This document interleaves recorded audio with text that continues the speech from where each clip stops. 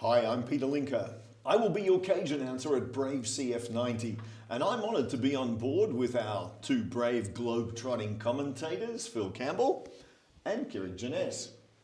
Now, Brave CF90 will be taking place in Vienna, Austria, and that means that Austria will become the 35th nation globally and the 16th nation in Europe to host Brave Combat Federation. Now, both those figures, both those numbers are world records that no other promotion, no other combat sport organisation has ever matched. That is pretty impressive, don't you think? Huge. And again, Peter, it really speaks to the global reach of Brave Combat Federation, going into territories where MMA may not necessarily be a mainstream sport, building that sport and leaving an indelible, long-lasting footprint, a real marker for the intent of not just Brave Combat Federation, but for the development of MMA as a whole in those areas. Yeah. Brave Nation, the focus on Europe actually began during the pandemic. Brave Combat Federation was the only global mixed martial arts show doing events in all of Europe. Brave was it. It was the only one. And the feedback was so good from the fans, from the fighters, from the coaches, from everyone involved, that it evolved from there. And now I'm very proud to say Brave Combat Federation has done more shows in more different countries in Europe than any other promotion in history. Well, there you go. That is something to think about. And another reason to be watching us on Saturday night. Guys, let's go straight to the main event. It's a light heavyweight bout between Olech from Poland. Now, he's got a near perfect professional record, and he's up against an undefeated fighter from Bahrain, Magomedov.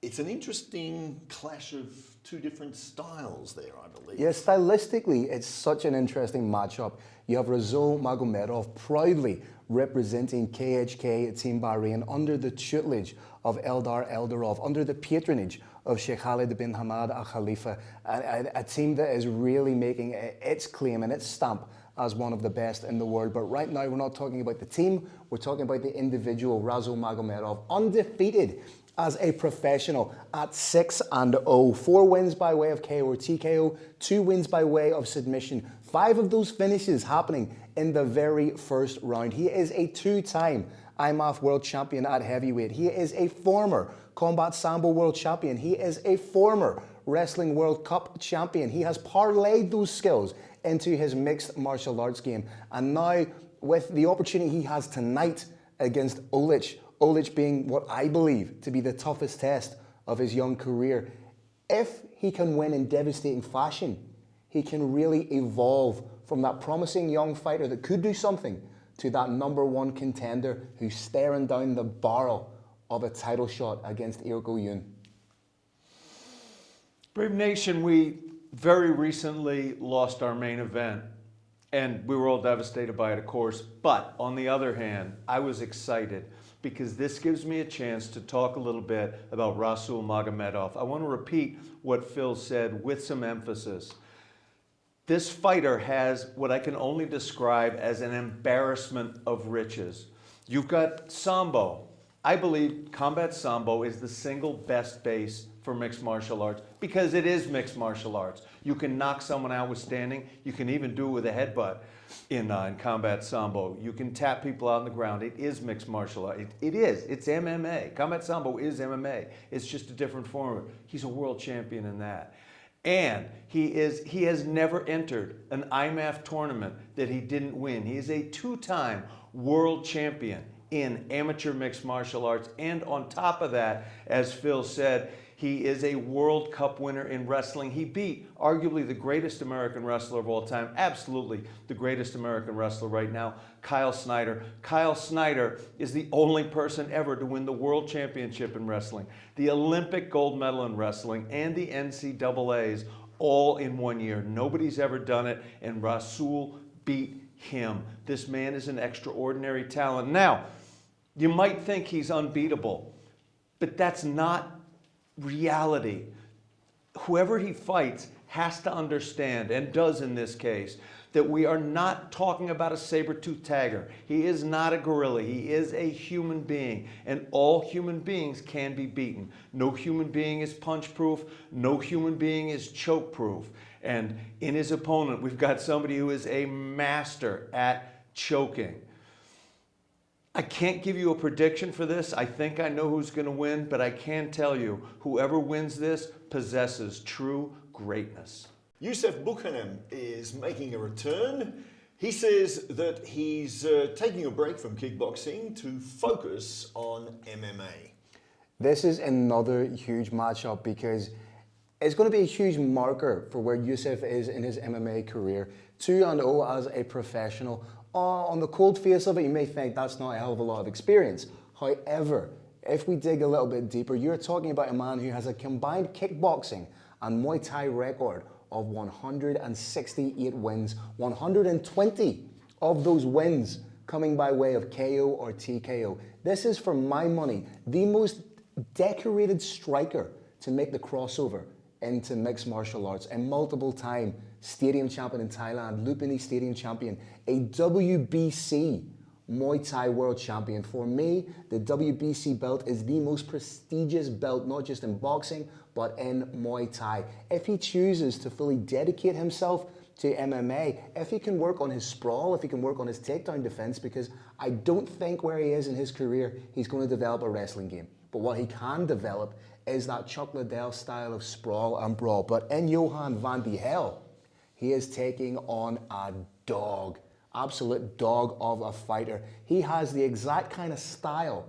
that is going to make it difficult for Yusuf. We are talking about a man who has professional kickboxing experience himself, but the most interesting caveat, he has bare knuckle boxing experience. Now, I might be a little bit biased when it comes to bare knuckle boxing, having been a practitioner myself, but I feel that particular style is tailor-made to rough up the more technician style striker, if you will. So on the face of it, you're thinking, you said Buchanan, this is going to be a walkover for him.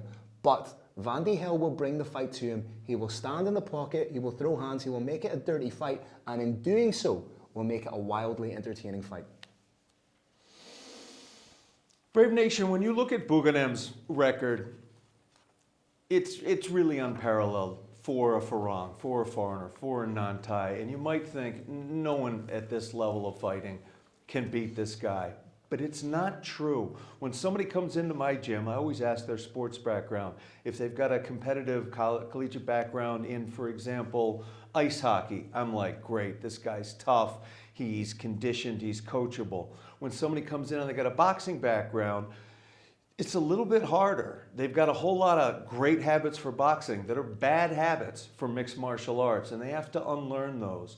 In a guy like Buchanan, you've got a guy with a lot of bad habits for mixed martial arts, and he is unlearning them right now. But we saw in his last fight, he struggled a little bit, then he came back, of course, put his opponent on ice. But this is not the walkover that everybody believes it's going to be. Now, Brave CF 91 and 92 will be taking place on the 13th and the 15th of December in Bahrain.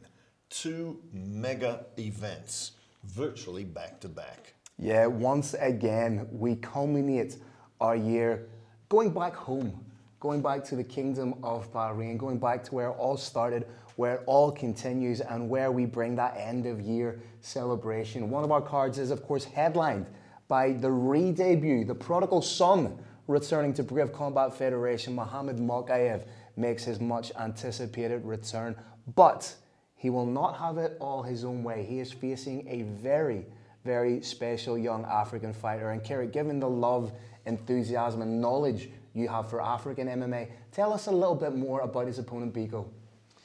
Lutando Biko is a beast, but there's something even larger going on. Brave Combat Federation is unlike any other mixed martial arts promotion on earth. Every other promotion has a single job, and that's to put butts in seats. That's their job. Butts and seats in front of a TV. Butts and seats in front of a TV you're paying for. Butts and seats in a live audience. Brave Combat Federation's mission is much, much deeper than that, thanks to the vision of Sheikh Khalid bin Hamad Al Khalifa. The mission, among others, is to go to areas that are completely underserved by mixed martial arts. Take mixed martial arts there, then find talent there and take it out to the world. And in Lutando Biko, that's what we've got. Is he going to win that fight? I am not making that prediction, but I am saying there is something even greater than what all mixed martial arts fans are aware of going on here, and you're going to see a massive culmination of that on December 13th and December 15th in Combat Kingdom. Brave CF90 at Multiversum Schwerheim, Saturday, 23rd of November, Vienna, Austria.